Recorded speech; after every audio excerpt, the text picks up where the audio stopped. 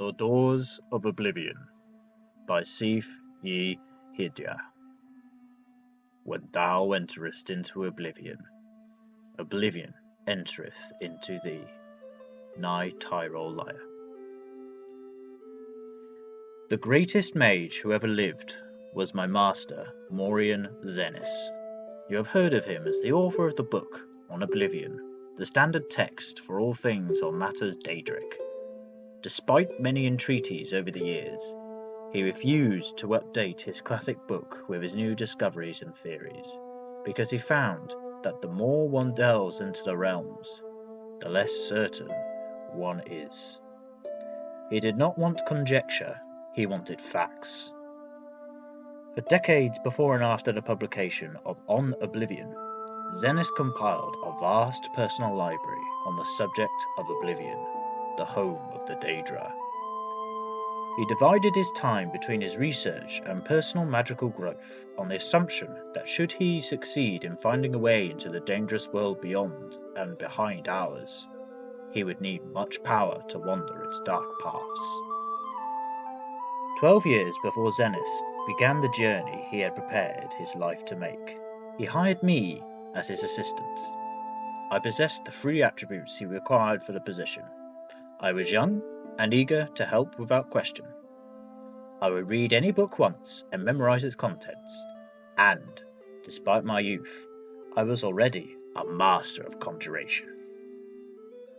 Zenoss too was a master of Conjuration, indeed, a master of all the known and unknown schools. But he did not want to rely on his ability alone in the most perilous of his research.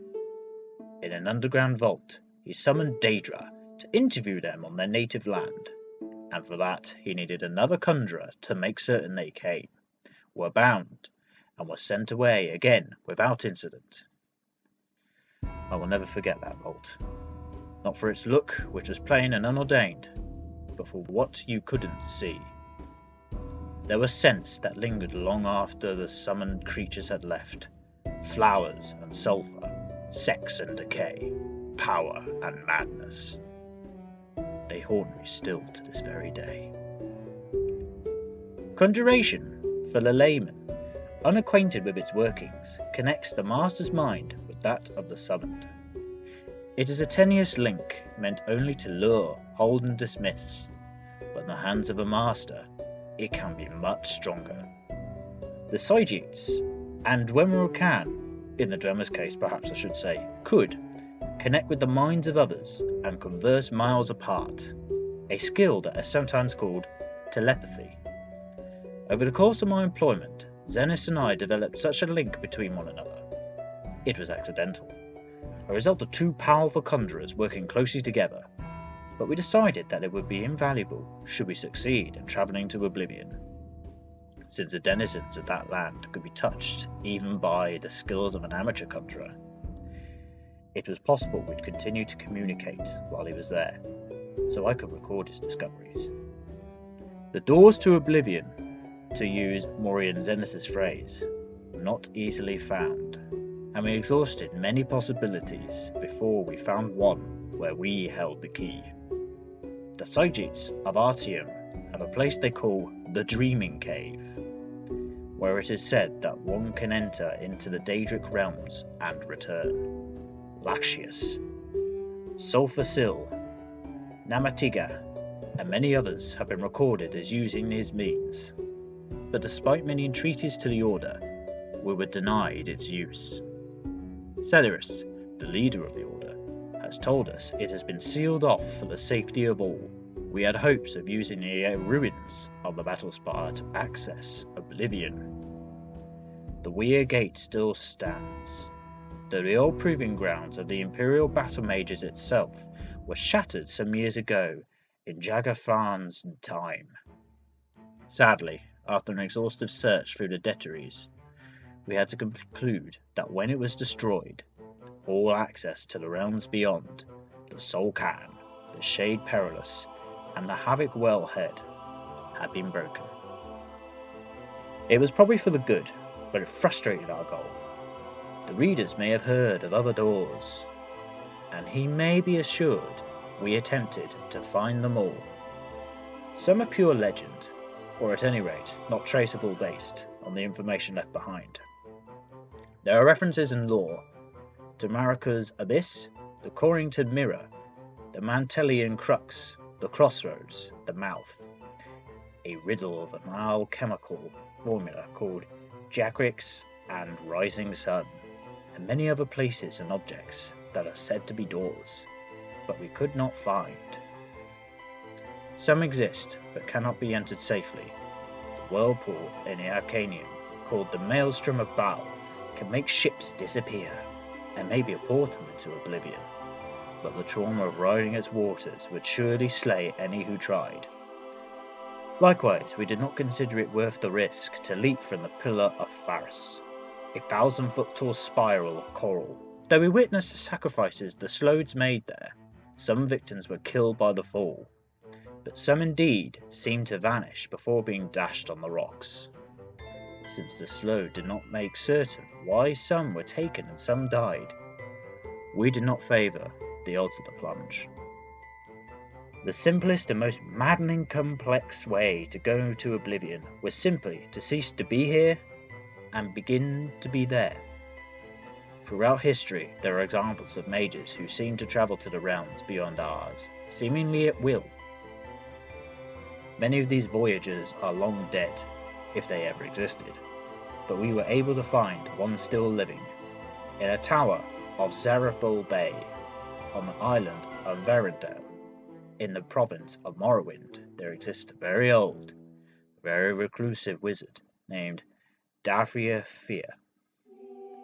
He was not easy to reach, believe me, and he was reluctant to share with Mori and Zenoss the secret door to oblivion. Fortunately, my master's knowledge of lore impressed Fear, and he taught him the way. I'll be breaking my promise to Zenoss and Fear to explain the procedure here. I will not divulge it even if I could. If there is dangerous knowledge to be had, that is it. But I do not reveal too much to say that Fear's scheme relied on exploiting a series of portals to various realms created by a Telvanni wizard long missing and presumed dead. Against the disadvantage of this limited number of access points, we weighted the relative reliability and security of passage, and considered ourselves fortunate in our informant. Mori and Zenoss then left this world to begin his exploration. I stayed at the library to transcribe his information and help him with any research he needed. "Dust," he whispered to me on the first day of his voyage. Despite the incoherent dreariness of the word, I could hear his excitement in my voice, growing in my mind. "I can see from one end of the world to the other, in a million shades of grey. There is no sky, or ground, or air. Only particles floating, falling, whirling around me. I must levitate and breathe by magical means." Zenoss explored the nebulous land for some time, encountering vaporous creatures and palaces of smoke. Though we never met the prince, we concluded that it was Ashpit, said to be the home of Malakath, where anguish, betrayal, and broken promises like ash filled the bitter air. "The sky is on fire," I heard him say as he moved on to the next realm. "The ground is sludge but transversible. I see blackened ruins all around me, like a war was fought here in the distant past. The air is freezing. I cast brooms of warmth all around me, but it still feels like daggers of ice stabbing me in all directions." This was Cold Harbor, where Morlag Bow was prince. It appeared to Zenoss as if it were a future Nirn under the King of Rape, desolate and barren, filled with suffering. I could hear Mori and Zenoss weep at the images he saw, and shiver at the sight of the Imperial Palace, spattered with blood and excrement. "Too much beauty," Zenoss gasped, when he went to the next realm. "I'm half blind. I see flowers and waterfalls, majestic trees, a city of silver, but it is all a blur. colours run like water. It's raining now, and the wind smells like perfume. It surely is Moonshadow, for Zora dwells. Zenoss was right, and astonishingly, he even had audience with the Queen of Dusk and Dawn in her Rose Palace. She listened to his tale with a smile and told him of the coming of Neverveen. The master found Moonshadow was so lovely, he wished to stay there, half blind forever. But he knew he must move on and complete his journey of discovery. I am in a storm, he told me as he entered the next realm. He described the landscape of dark, twisted trees, howling spirits, and billowing mist, and I thought he must have entered the Deadlands of Mehrunes Dagon. But then he said quickly, No, I'm no longer in a forest. There was a flash of lightning, and now I'm on a ship. The master's torn, tattered. The crew is slaughtered. Something is coming from the waves. Oh God! Wait, no, I'm in a dank dungeon. In a cell. He was not in the Deadlands, but Quagmire, the Nightmare Realm, Verenema. Every few minutes there was a flash of lightning, and reality shifted, always to something more horrible and horrifying. A dark castle one moment, a den of ravaging beasts the next, a moonlit swamp, and a coffin where he is buried alive. Fear got the better of my master, and he quickly passed to the next realm. I heard him laugh. I feel like I'm home now. Morian Zenoss described to me an endless library, shelves stretching on in every direction, stacks on top of stacks, pages floated on a mystical wind that he could not feel. Every book had a black cover with no title. He could see no one, but felt the presence of ghosts moving through the stacks, rifling through books, ever searching. Yes, it is Apocrypha, the home of Hermaeus Moira, where all forbidden knowledge can be found. I felt a shudder in my mind, but I could not tell if it was my master's or mine. Morian Zenoss never travelled to another realm that I know of. Throughout his visits to the first 4 realms, my master spoke to me constantly.